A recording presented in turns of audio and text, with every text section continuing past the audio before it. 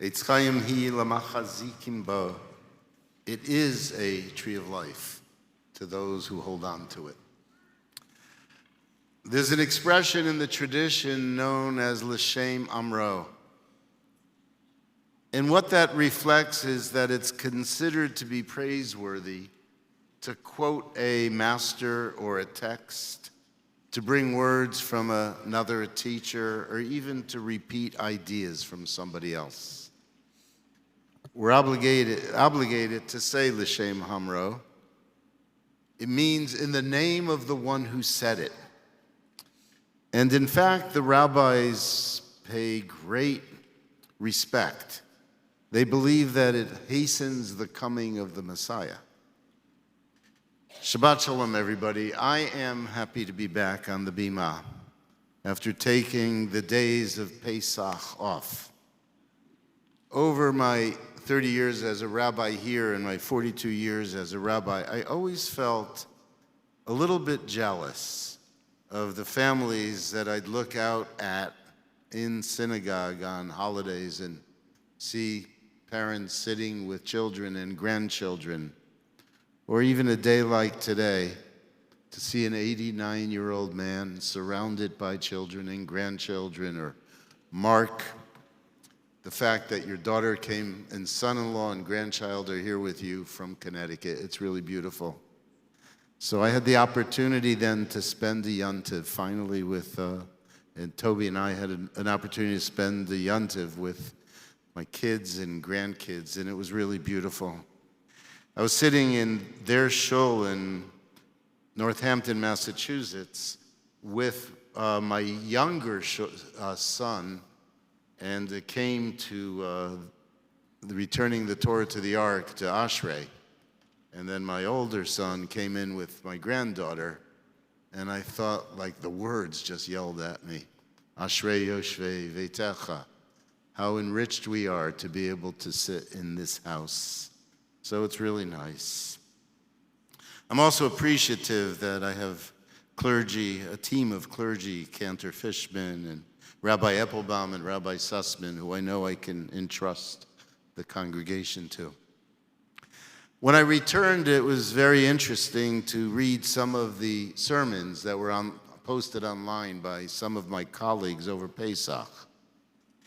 And I have a couple colleagues who never seem to disappoint. People with creative minds and great wisdom that expands beyond the limitations of the Bima. My teacher and colleague, our friend Rabbi Jack Reamer, forwarded a sermon to me from Rabbi Wes Garden-Schwartz of Newton, Massachusetts, of Temple Emmanuel. Are any of you from there? No.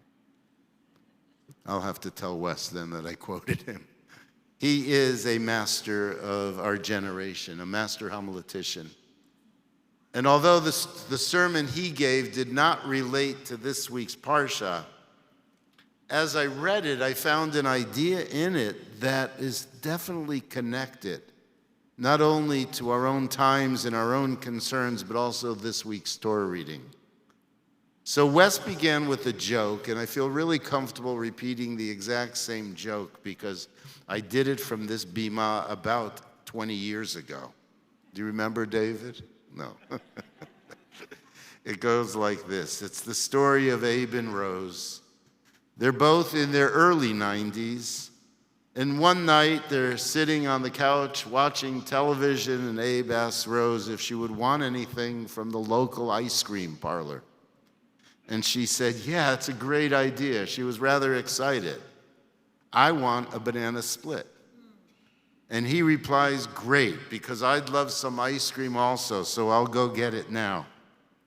And she says, Abe, you're going to have to write down what I'm telling you, what I want. And he said, no need, I'll remember. And she said, Abe, you better write it down. I'm giving you a lot to remember.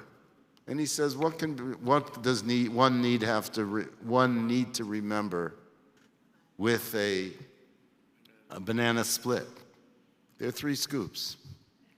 And she says, no. You have to write it down because I want 1 scoop to be cookie dough. And I want 1 scoop to be mint chocolate chip. And I want 1 scoop to be coffee ice cream. Wait, she said, before you go, write it down. I want half the amount of whipped cream, and I want twice the amount of fudge. She said, wait, I don't want any nuts, but I'll take those sprinkles that the grandkids like. And she noticed he wasn't writing it down. She got upset, and he said, don't worry, I'll remember. So he leaves the house without a note. A half hour later, he comes back with a small brown paper bag with 2 bagels and whipped cream cheese. Rose is really upset. And she says to Abe as she unwraps her bagel, she said, what did you do? I told you to write it down. I knew you wouldn't remember that I like chive cream cheese.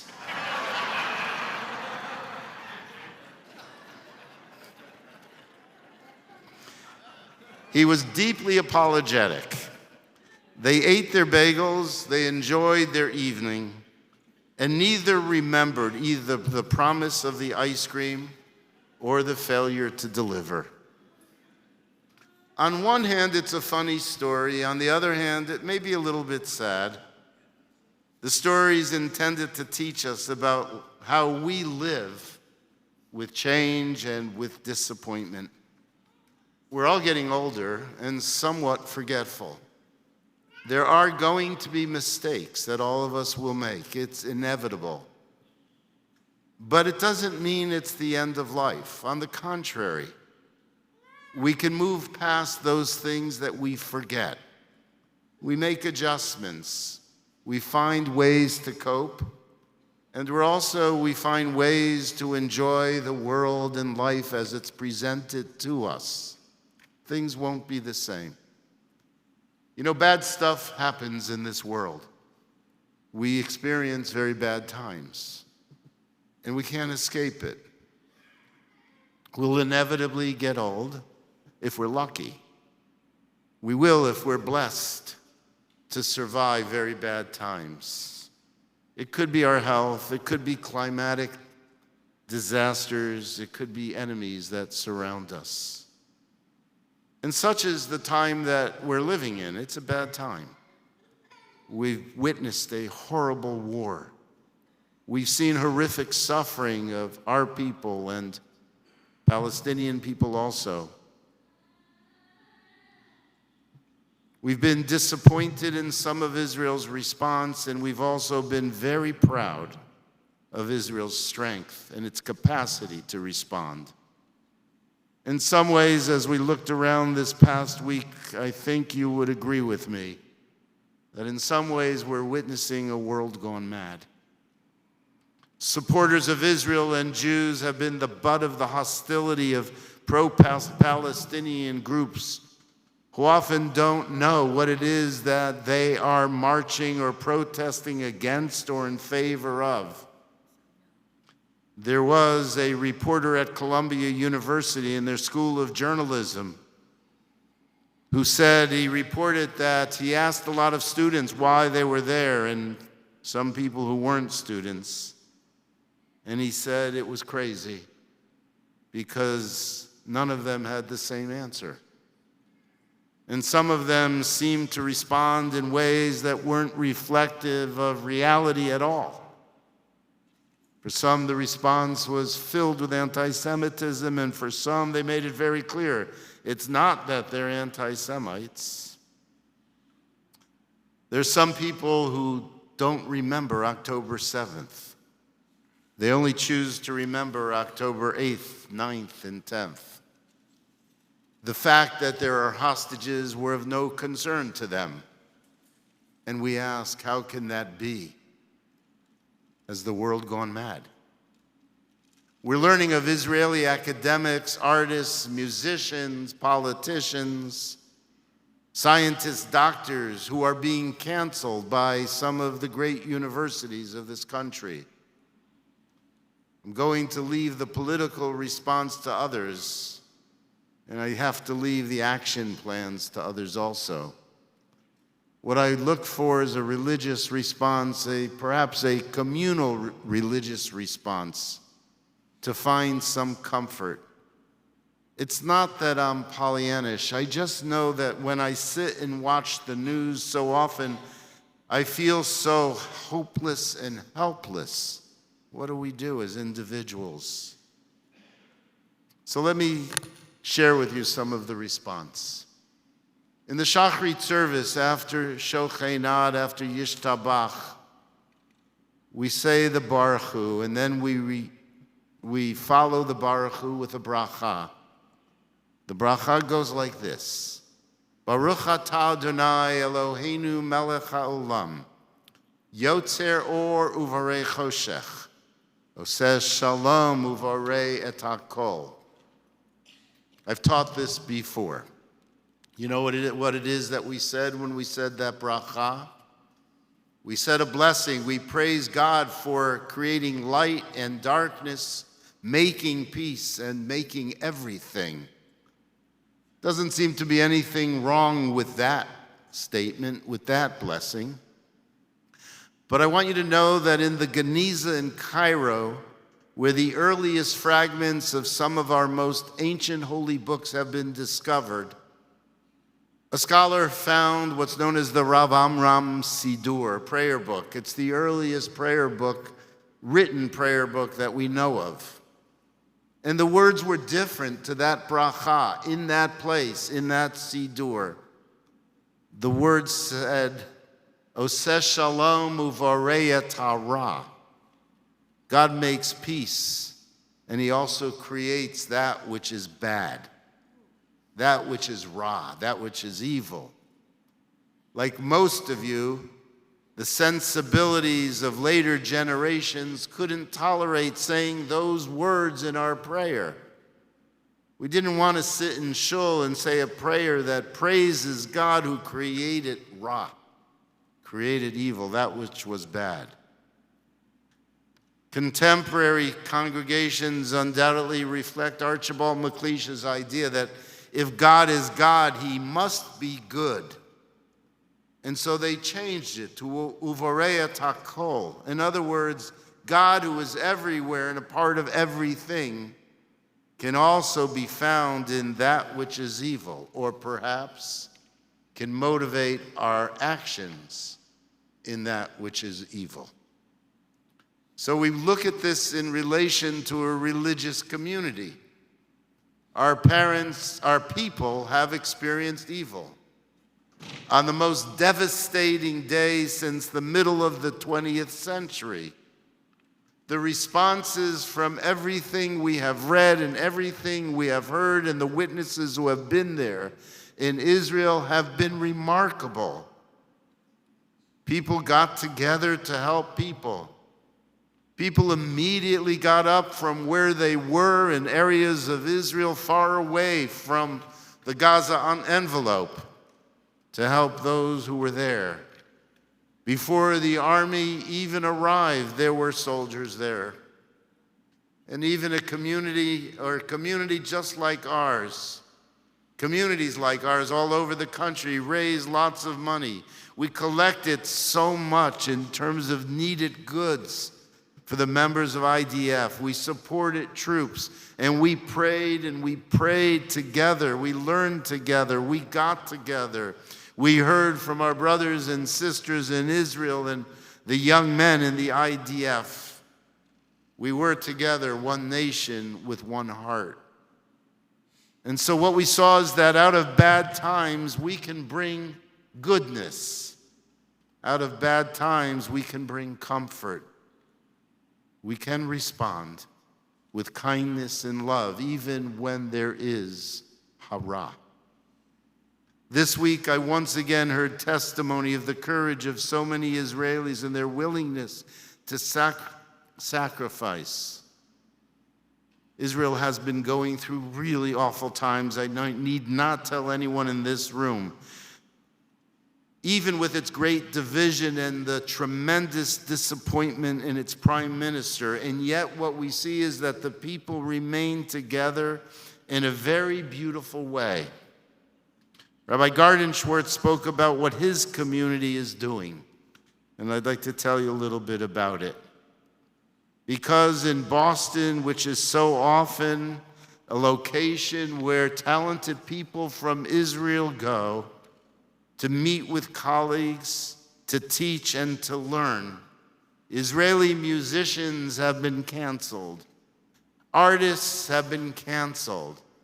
Concert halls and art galleries, which were supposed to be showing the works of talented Israelis, are empty. And yet his congregation has decided they wouldn't let it happen. And so what they are doing is they are hosting every artist who was supposed to come to Boston, which they learn about. And they are doing art fairs in their congregation. They're having concerts, even if they're small concerts, in their congregation. They're helping to support the livelihoods of brothers and sisters from Israel. I know that that's what we would do also. I know that there is not an organization or a person from Israel who calls my office asking if they can come to B'nai Torah to speak. I never, ever will say no. You know, we don't repress the memories of bad times, but we have a choice as to what we do with our tragic times and our bad times and our times of disappointment. We have a choice. We need not repress them. We need not forget them. We need not turn away from them.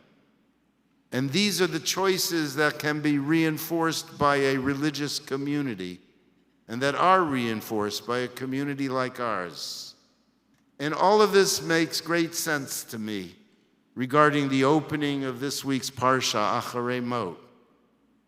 For on this Shabbat, we return back to the narrative in Vayikra, in Leviticus, which we left for a while, not just because of Pesach, but because the tradition turned us away from the narratives to specific laws about ritual purity in Tazri and Mitzorah. But right before that, you might remember in Parshat Shmini, we heard the horrific tale of the consumption by fire of Aaron's two sons, Nadav and Abihu. We don't know much of anything as to why they were consumed by fire, why they were killed, nor do we read much, if anything, about the response of Aaron, as we heard from Rabbi Applebaum earlier. What we read is Vayidom Aharon, and Aaron was silent. After great tragedy, after sudden death, after the slaughter of human beings, it's difficult to know what to say. What we realize is that silence has its place for a time. Our tradition actually tells us not to speak or give comfort to mourners immediately after the deaths of loved ones. In fact, they're not even referred to by the traditional term Avelim, mourners. Rather, they're given a special category. They're not in Avilut, they are in Aninut. And silence is required during that painful period. So we've been in mourning as a community and as a people, but our Aninut is over.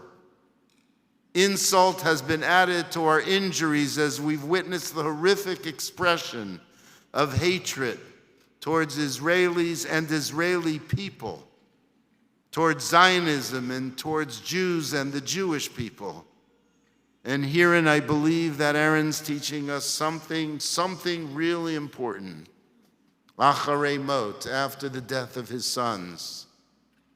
Because what does he do after that period of silence? He goes to work. It's his work. It's the work of purifying a holy space, a place for the sacrifices to be done. It's time to begin to prepare sacrifices. It's the time to focus on his work, what he has to do, to bring purification to a community and to beg for forgiveness. We have work. We have work which we have been doing and more work which has to be done. And we will continue to unite in that work. I'm concerned that our focus on the news and a very small number of students, yet admittedly a dangerous number of students, including Hamas supporters and anti-Zionists and anti-Semites amongst them, are being given too much space in our consciousness and in our minds. What we need to do is to strengthen our efforts, double down on the support we give for Israel, and what we need here, and because we have seen this in our schools and our congregation, is to care for our children, to teach our children well. We need to do the work that has made us into the powerful people that we are. We are no longer victims. It's not the 1930s. I'm really angry right now, but I'm not going to wallow in self-pity. Rather, I want to do my work with you, strengthening Jewish life in our schools and with our kids, with our programs, engagement in our community, and our ongoing support and advocacy for Israel and the members of the IDF. We advocate for Israel, and we must not get off track in our attempts to build a stronger community and stronger Jewish life. We go on. Kadima, we say. We go forward. Le'ela u'le'ela. We will go forward higher and higher, reaching greater heights of understanding and strength for our people and as models for the world. We improve ourselves and our community, and by doing so, we can improve the world. The responses of, what's it called, the Israel-American, the IAF, the IAC, it's not going to be helpful. We don't need to send thugs into the middle of the rallies. It's only going to create more tension, more hostility, more anger. We have to be wise. But that's who we are. We are wise people. So, Sam brought home bagels and not ice cream. So much is unpredictable. But Sam and Rose enjoyed their lives in spite of the deficiencies that were there. We're going to continue to strengthen our lives. We're going to look at our strengths and not our weaknesses. And we're going to make life better and stronger in the time ahead. Shabbat Shalom.